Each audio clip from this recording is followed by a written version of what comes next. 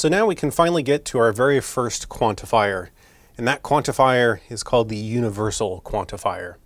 The universal quantifier is going to allow us to express the concept of our particular propositional function being true for every single possible value of its variable or variables. So its definition is as follows.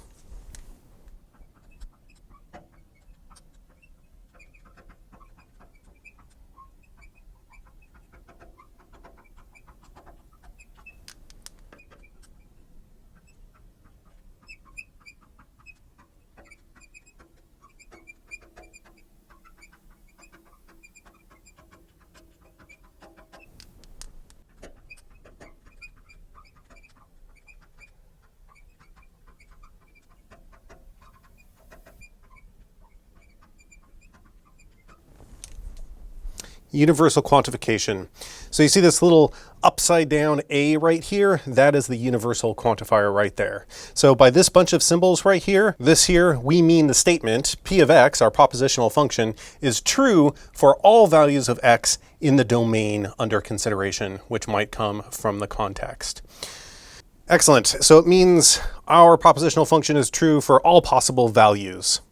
So you might be wondering how we read this bunch of symbols right here. So the way that you would read this is as follows. It's actually a bunch of different ways.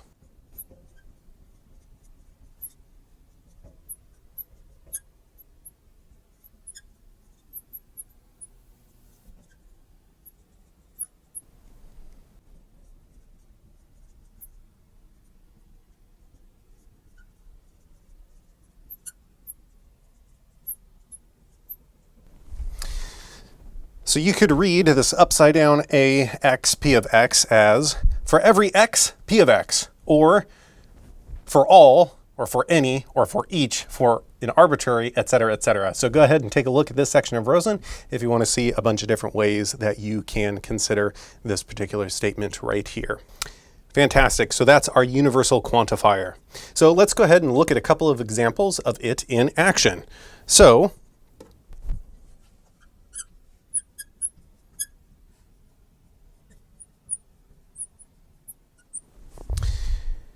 here, I'm using my example again of this propositional function, x plus 1 equals 1 plus x. So if the domain that I'm considering right here is all real numbers,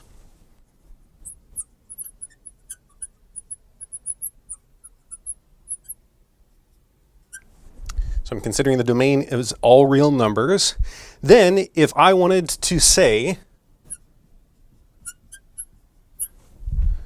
for every x, P of x, and if I were to unwrap that definition, that would then say, for all real numbers, x plus 1 equals 1 plus x.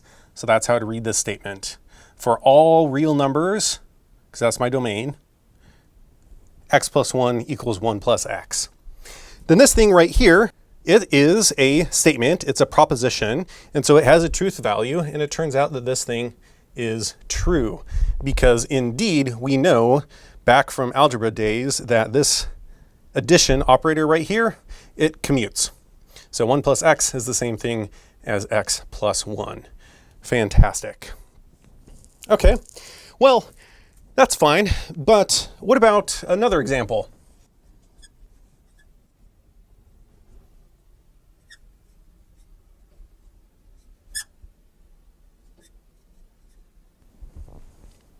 Here we have another propositional function.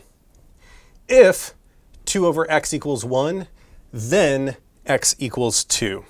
Okay, perfectly valid propositional function over here. And let's go ahead and consider the universal quantification of this thing. So I want to figure out if for every x, 2 over x equals 1 implies x equals true. Is that thing a true statement or not? Well, recall in our definition, it depends critically on what the domain is.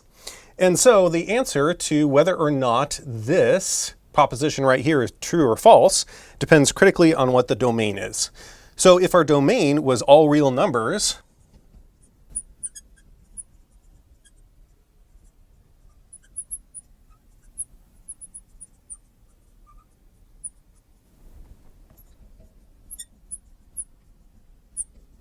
this thing would actually be false. So this proposition right here would be false. And why is that true? Why is this thing actually false? Well, because let's go ahead and consider a particular value. I'm going to consider a particular value for its variable x, and it's definitely in the domain, right? 0 is a real number right here.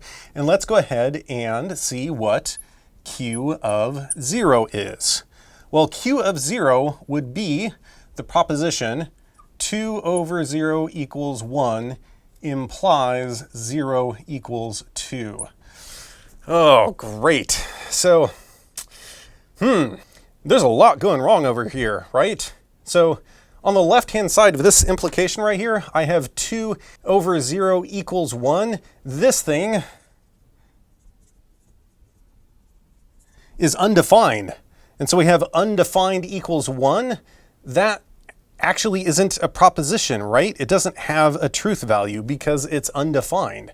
So this doesn't have a truth value, so we can't figure out if the implication has a truth value or not, so we can't even figure out a truth value of q over here. So it turns out that this domain isn't actually even a proper domain to be considering, so this statement is definitely not true if the domain is all real numbers. So this particular example of x equals 0 is what we call a counterexample.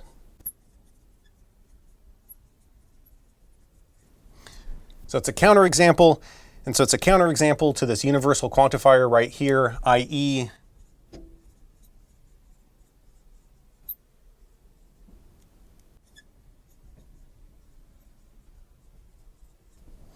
it is some value of x such that q of x is not true.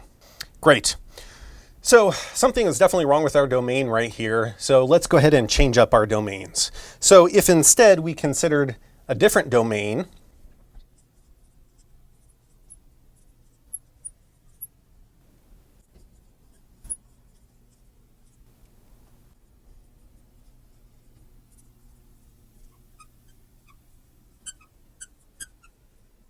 all real numbers besides 0, then what is the truth value of, for every x, q of x? Well, if we excluded 0 from our domain, then actually, and if we think about it, well, yeah, this simply would then just reduce to algebra, right? We could take this expression on the left-hand side, multiply through by x, and we would get 2 equals x. And so, yeah, that would definitely imply x equals 2. So yes, this thing right here would then be a true statement. So you can see that depending on the domain, your universal quantification of some particular propositional function could be true or it could be false depending on the domain. And so sometimes you want to make this domain explicit. And so another way that you could write this is as follows. You could say, for every x not equals to 0, q of x.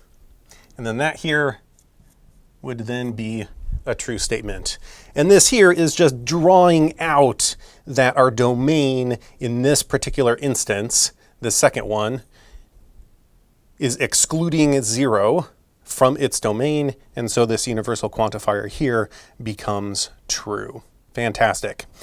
So to recap, our upside down A universal quantifier means p of x is true for all values of x in its domain. If you find even a single value of x, like that does not make your propositional function true. That is a counterexample, and then your universal quantifier right here, that is a false statement. Counterexamples are going to come up quite frequently to be able to disprove universal quantification claims.